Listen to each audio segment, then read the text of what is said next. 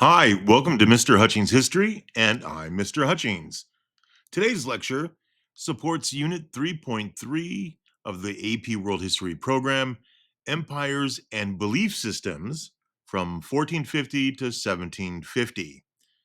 We're going to focus on the skill of causation and continuity and change. Our themes will be governance, cultural developments and interactions, technology and innovation, social interactions, and organization.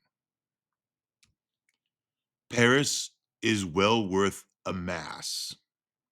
So said King Henry IV of France, a former Protestant who converted to Catholicism in 1593 to help end years of violent civil war. His statement shows how belief in early modern Europe could serve both sincere faith and political stability. To understand the power of that choice, remember what a Mass meant at the time. For Catholics, the Mass is the central act of worship. It includes prayers, readings from Scripture, and a sacred ritual which bread and wine are blessed.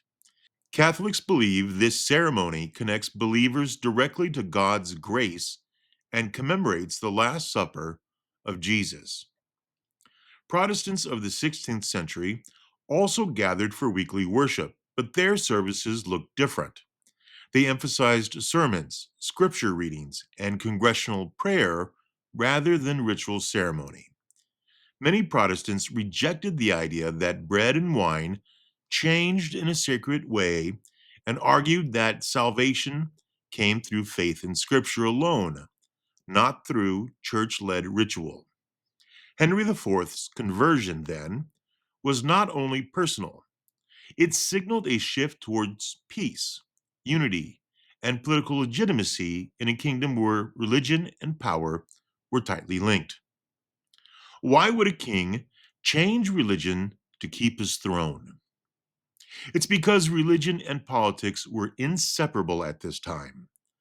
Rulers needed unity to maintain order, and conversion could calm conflict more effectively than war.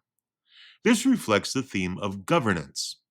Legitimacy depends as much on stability as on belief. Between 1450 and 1750, faith defined empire. The Reformation divided Christendom. The Counter-Reformation defended it. And Islam's own schisms shaped empires from Istanbul to Isfahan to Delhi. In late medieval Europe, the Catholic Church held enormous religious and political authority.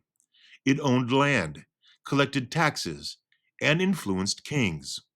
Most Europeans belonged to the church, and religious life shaped birth, marriage, law, and education. Yet many people believed the church had drifted from its spiritual mission. Two practices drew heavy criticism.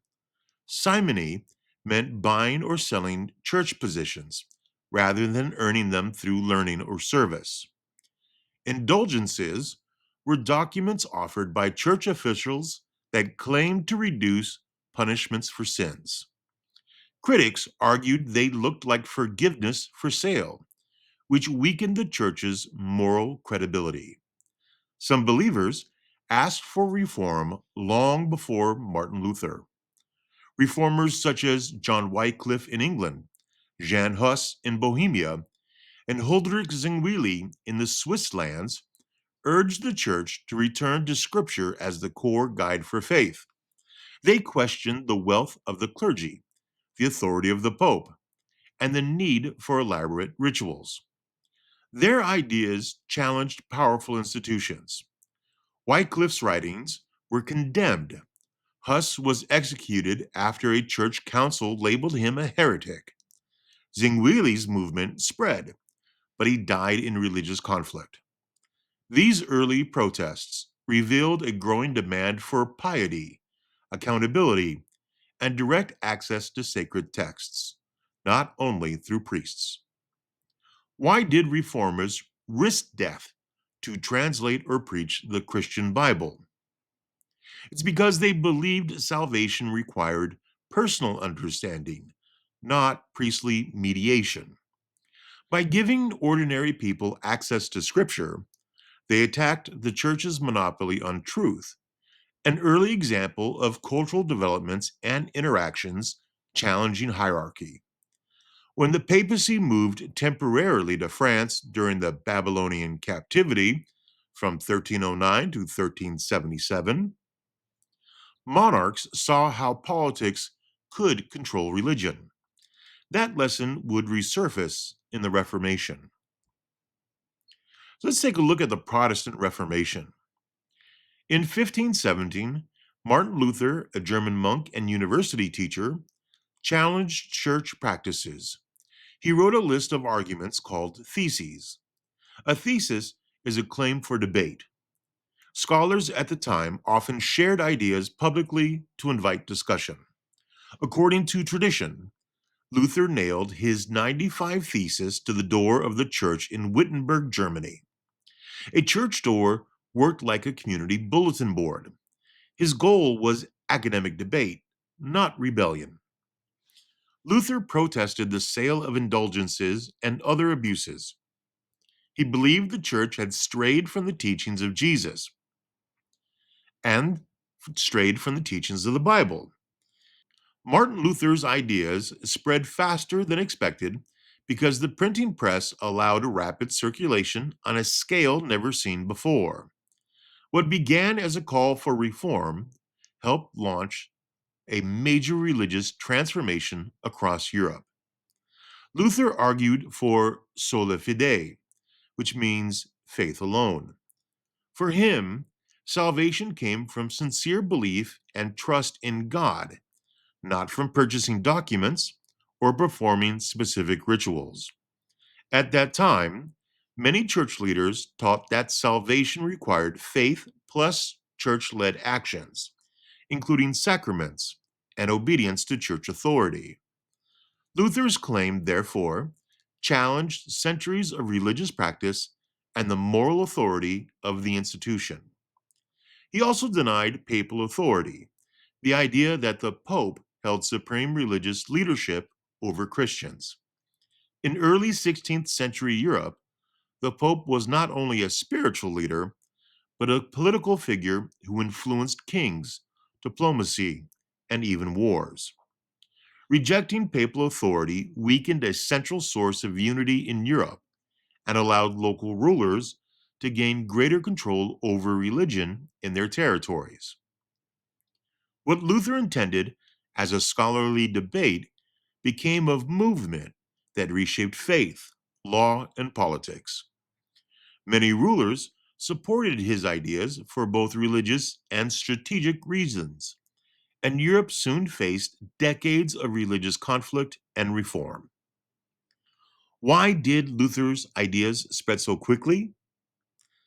The printing press turned pamphlets into mass communication. Within months, sermons and translations circulated across Europe, blending the themes of technology and innovation and cultural interactions. Luther's defiance led to excommunication, or his removal from the Christian community, according to the Catholic Church. But he inspired rulers seeking independence from Rome. His movement birthed Lutheranism, Calvinism, and Anglicanism, reshaping Western Christendom. Let's take a look at some of the denominations and their social effects. John Calvin, a reformer in the city of Geneva, taught predestination. This meant that God already knows who will be saved, and humans cannot earn salvation by actions alone. For Calvin, true faith showed itself through personal discipline, moral behavior, and service to the community. Calvin and his followers built a model community based on these ideas. They valued simple living, honesty, punctuality, and hard work. Public worship avoided decoration. Daily life emphasized self control and responsibility. Over time, observers called this mindset the Protestant work ethic. This idea did not come from one rule book. Instead, it developed as many Protestant communities encouraged hard work as a sign of faithful character, thrift and careful use of money, time management and self discipline, avoiding waste and luxury. In Catholic Europe, at the same time, work and faith were understood differently. The Church taught that good works, charity, and participation in sacraments helped shape a moral life. Monasteries, festivals, and prayer traditions were respected paths to serving God. Protestants, however, often viewed some of these practices as distractions from Scripture and individual duty. As a result, the Protestant work ethic rose to challenge a stereotype held by some reformers that Catholic society placed too much value on church rituals and not enough on daily labor and personal discipline. In reality, Catholic communities also worked and built thriving economies. The difference lay in emphasis. Protestants framed everyday work itself as a form of worship and evidence of faith, while Catholics linked duty more closely to sacraments, charity, and church life. In later centuries, thinkers connected the Protestant work ethic to the rise of modern capitalism in Northern Europe. Whether this connection is fully accurate is debated by historians, but the perception shaped European society. It reinforced the idea that moral duty could include productive labor, and it influenced education, family life, business culture, and civic responsibility in Protestant regions. How could a religious belief influence economics? Well, Calvinists linked prosperity with God's favor. Their diligence fostered capital accumulation and entrepreneurship, blending faith with economic behavior under the theme of economic systems. In England, Henry VIII severed ties with Rome when the Pope refused his divorce. With Parliament's support, he created the Church of England, or the Anglican Church, placing himself at its head. Religion now served royal power. Let's take a look at reform and response in Russia and in Rome. In Russia, Peter the Great worked to modernize both government and religion. At this time, Christianity in Europe had different branches. Western Europe was mostly Catholic or Protestant, while Eastern Europe and parts of the Middle East followed Eastern Orthodoxy. Orthodox Christians shared core beliefs in one God and the teachings of Jesus, but their traditions and leadership structures developed separately from the Catholic Church. The Russian Orthodox Church played a central role in community life. It guided worship, owned land, and influenced politics and education. For centuries, it was led by a patriarch, a senior religious leader, similar in status to a bishop or pope. Peter believed the church held too much independent power and feared it could block his reforms. To tighten state control, he abolished the patriarchate, the position of patriarch. Instead of one supreme church leader, he created the Holy Synod, a council of clergy. This council reported not to a church leader, but to a secular government official appointed by the Tsar. In effect, the church became part of the Russian state administration. This change helped Peter. It helped him secure greater political authority, centralize power in the monarchy, reduce the influence of traditional religious elites, and push Western style reforms in education, administration, and military life. In Orthodox belief, the church and faith remained important to daily life, but under Peter, the state became the final authority in religious administration.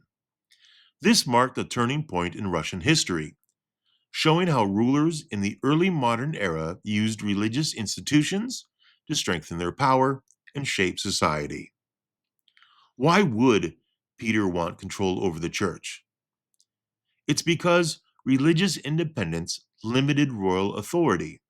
By absorbing the church into the state, Peter used faith to support reform and centralization, a classic governance strategy. Meanwhile, the Catholic Church responded to the growth of Protestant movements with its own Counter-Reformation. This was a major effort to correct internal problems, defend Catholic beliefs, and strengthen its global influence. Three key institutions played central roles in this Counter-Reformation. The first was the Inquisition. The Inquisition was a system of church courts. Its goal was to identify and correct teachings the church viewed as false. Methods included questioning, investigation, and strict penalties. In some regions, especially Spain and Italy, authorities used imprisonment and punishment. While many Catholics saw this as protecting religious unity, critics viewed it as oppressive.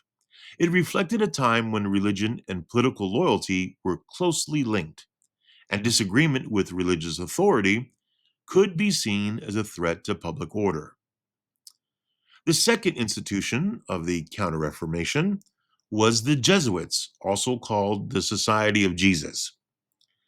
The Jesuits, founded by Ignatius of Loyola in 1540, became the most dynamic Catholic reform group. Their purpose was to renew faith through education, missionary work, and disciplined spiritual practice. Their key features included rigorous training and study, schools and universities across Europe, Asia, Africa, and the Americas, missionary work in places such as the Ottoman Empire, Mughal India, Japan, and China, advising kings and shaping diplomacy, teaching local languages and sometimes adopting local customs to better communicate ideas. Jesuits became famous as teachers, scholars, and global ambassadors of the faith. They helped spread Catholicism and also served as translators, scientists, and cultural bridge builders. And finally, the Council of Trent, which began in 1545 and ended in 1563. The Council of Trent was a major meeting of church leaders held over nearly 20 years.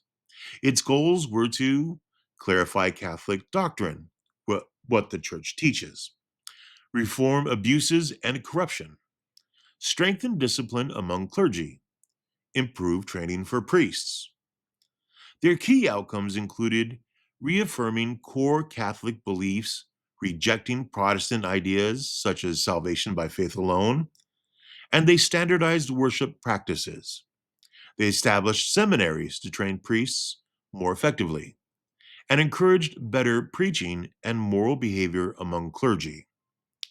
The Council of Trent improved church organization and helped rebuild trust among many believers. It also drew a clearer line between Catholic and Protestant traditions. How did the Counter-Reformation restore Catholic authority? Well, it reaffirmed doctrine, retrained priests, and used education and missionary work to spread faith. Under the theme of cultural developments and interactions, Catholic revival created a global network from Europe to Asia to the Americas. Let's take a look at some of the wars of religion. In Central Europe stood the Holy Roman Empire. Despite its name, it was not a single unified kingdom. It was a loose collection of hundreds of states, towns, and church owned lands ruled by local princes and bishops. A single emperor provided symbolic unity, but regional leaders held real power. The empire covered parts of modern Germany, Austria, Czech Republic, and northern Italy. The emperor was expected to defend Catholic Christianity and maintain order. When Protestant ideas spread in the 1500s, many rulers and cities inside the empire adopted them. Some did this for faith, others saw it as a chance to reduce church influence and gain political independence. This made the Holy Roman Empire a central battleground of the Reformation and Counter-Reformation. The Peace of Augsburg in 1550 was meant to stop fighting between Catholic and Lutheran rulers. Imperial leaders agreed to the Peace of Augsburg. It declared Sirius regio irios religio, whose realm, his religion. This would mean that whatever faith, Protestant or Catholic, the prince or lord or king inside the Holy Roman Empire decided to follow, his subjects would also follow that. It was a peace agreement. The purpose and intention was to keep political peace in the empire, to stop the infighting by just letting people, or letting leaders at least, choose which faith and system they will follow. It allowed each prince to choose Catholicism or Lutheranism for their territory. It was meant to limit religious conflict by tying belief to local rulers rather than the emperor or pope. The consequences, well, princes gained religious authority over their subjects. People who disagreed often had to move to a different state. Other Protestant groups, like Calvinists, were not recognized, causing future tensions. The settlement made the empire more divided, not more united. The agreement reduced fighting for a time, but did not solve underlying issues of power, identity, and faith. Finally comes the 30 Years' War from 1618 to 1648. Decades later, the conflict erupted again. The 30 Years' War began inside the Holy Roman Empire as a dispute between Catholic and Protestant rulers. It quickly grew into a continental war involving major powers like Spain, France, Sweden, and Austria. What and where? These fights were mostly in Central Europe, in German lands. It began over religion and shifted into a struggle for political dominance in Europe. It devastated towns, farms, and populations through war, famine, and disease. By its end, millions had died. Most historians estimate that between 4 and 8 million people died during the 30 Years' War. Why do estimates vary? Records from the 1600s are incomplete. Scholars use tax lists, parish records, and local archives to reconstruct population loss, which leads to a rather large range than a simple, precise figure. The 30 Years' War was one of the deadliest conflicts in European history before the 20th centuries.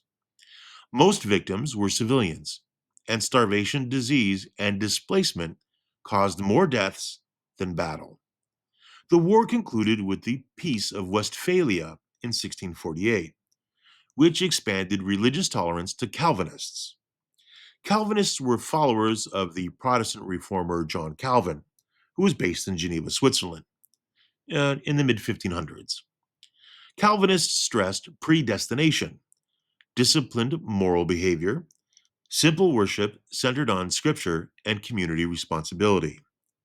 Calvinism spread beyond Switzerland into France. The followers of Calvin in France were going to be called Huguenots. In Scotland, the Calvinists are called Presbyterians. The Dutch Republic, parts of Germany, and later North America through English Puritan also had Calvinists. Their beliefs shaped ideas about hard work, education, and representative church leadership, as opposed to appointed church leadership. And they played a major role in religious and political change across early modern Europe. The Peace of Westphalia also strengthened the independence of local rulers, weakened the Holy Roman Emperor's authority, and marked the rise of modern nation states and diplomacy. Why this matters? The Reformation and wars that followed reshaped Europe by reducing the political power of the Catholic Church, strengthening states over religious empires, encouraging ideas of religious pluralism and state sovereignty, This set the stage for later political and philosophical movements. Faith, governance, and identity were deeply linked, and disagreements about belief reshaped political power. What made the 30 Years' War so destructive? Well, armies lived off the land, looting and burning as they went. War, famine, and disease killed millions, showing that ideological conflict can devastate society. The Peace of Westphalia in 1648 recognized state sovereignty and reduced papal influence, a turning point in governance. In France, the Edict of Nantes, 1598, granted limited protection to Protestants. Nearly a century later, Louis XIV revoked it in 1685, banning Protestant worship and pressuring conversions. As a result, hundreds of thousands of skilled Huguenots, French Protestants who followed the teachings of Calvin, fled France to avoid persecution. Huguenots differed from the Catholic majority in both belief and practice. Huguenots emphasized scripture and simple worship, rejected some Catholic rituals, and believed in strict moral discipline and personal devotion rather than relying on church hierarchy and sacraments. Their departure removed many merchants, soldiers, artisans, and scholars from France, weakening the economy and strengthening rival Protestant regions. They resettled in regions that welcomed their expertise, regions such as the Dutch Republic in Amsterdam and Rotterdam, England and Ireland, especially London and Canterbury, German states of Brandenburg Prussia, Hesse, the Rhineland, and Switzerland in Geneva and Lausanne, the Dutch Cape Colony in South Africa, New Netherland, New York, before and after English rule, modern day Belgium in both Wallonia and Flanders, and smaller communities in Scandinavia and the Caribbean. How does toleration or its loss affect a state's strength? It affects it because toleration retains talent and stability. Persecution drains human capital and breeds resentment. Religious policy thus has economic and political consequences. For example, the Huguenots, which fled France, became influential in banking, printing, crafts, and the military in the countries which welcomed them. Their departure weakened France's economy and strengthened its rivals, showing how religious policy could reshape global demographics and economic power. Let's move to the belief and power in the Islamic empires. In the Muslim world, religious identity also shaped empire.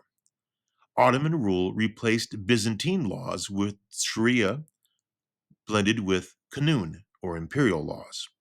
As the Ottoman Empire expanded into former Byzantine lands, Sharia law gradually replaced Byzantine legal codes. The Ottomans also applied Kanun, imperial laws issued by the Sultan, to regulate taxes, military affairs, land, and governance. This blended system united religious principles with practical state administration. Byzantine law came from earlier Roman codes and centered on the emperor's authority. Ottoman law tied justice to Islamic principles, but still allowed flexible state rules and gave Christian and Jewish communities their own courts for personal matters. The Safavid Empire, by contrast, was Shia. Shah Ismail I made conversion mandatory and defined legitimacy through sectarian identity, provoking constant conflict with the Ottomans. Why would a ruler choose religious uniformity over tolerance? It's because uniformity simplifies loyalty, one faith, one ruler, but it also creates division with neighbors. The result is short term unity at long term cost, a lesson in causation and governance. In the Mughal Empire, Akbar the Great chose the opposite path. He funded Hindu, Muslim, and Christian institutions, granted land to the new faith of Sikhism, Sikhism is a monotheistic religion founded in Punjab, South Asia, in the late 1400s by Guru Nanak and developed by 9 successive Sikh gurus. Sikhs believe in one God, honest work, remembering God through prayer, and serving humanity. Sikhism rejects caste divisions and ritualism and emphasizes equality, justice, and community. Key practices include prayer, community service, they call seva, and sharing meals in the community kitchen, which they call the langar. Akbar the Great also abolished the jizya tax on non Muslims. His policy of religious toleration promoted prosperity and stability. Why did Akbar's toleration succeed when Ismail's failed? Because Akbar ruled a diverse population and made faith serve peace, not division. He used belief to connect people, not separate them. An example of cultural interaction creating social cohesion. Now, let's speak of the scientific revolution. While faith shaped empires, reason began to reshape thinking. In the 1600s, Francis Bacon promoted empiricism, testing ideas through evidence. Galileo, Kepler, and Newton used observation and mathematics to describe the universe. Why did science emerge during an age of religious war? It's because conflict bred skepticism. As faiths fought each other, some people turned to reason as a neutral path to truth. Science offered order where religion offered division. This will bride into the enlightenment of the next unit. Let's apply our skills. Causation. Corruption within the church caused calls for reform. Continuity and change. Religion remained central to society, but its forms diversified. Comparison. Protestant Europe divided by doctrine, Islamic empires divided by sect. Contextualization. Both movements arose as states centralized and communication expanded. Which factor most influenced religious change in this period? Belief, power, or technology? The answer could be technology. Printing and navigation spread ideas faster than ever, turning local reforms into global revolutions. From Wittenberg to Geneva, from Isfahan to Agra, the centuries from 1450 to 1750 redefined how people understood truth. Faith shaped daily life, power, and identity. It built grand mosques, cathedrals, and temples. It moved poets, jurists, and philosophers. It inspired empires to rise and armies to march. Religious reform shook Europe, while Islamic, South Asian, African, and East Asian thinkers debated law, ethics, and knowledge. Spiritual conviction fueled unity and conflict, devotion and rebellion. In this era, belief was not only private, it was political. Rulers claimed divine authority, scholars defended revelation and reason, and communities negotiated memory, scripture, and tradition. Yet alongside struggle came new ideas about conscience, tolerance, inquiry, and the rights of communities to worship and govern in distinct ways. Faith inspired art, empire, and war, but it also nurtured science, diplomacy, charity, and education. By 1750, the world was more connected, more contested, and more curious. Competing visions of the sacred helped spark revolutions not only in religion, but in governance, economics, and in social life. The search for truth did not end, it widened. Did religion unite the world or divide it? Possibly both. Belief gave purpose to peoples and legitimacy to rulers, yet it also drew lines that endure today. The lesson is not to reject faith, but to see how human beings shape it, to govern, to inspire, and to understand. I'm Mr. Hutchings. Until next time, stay curious. History matters.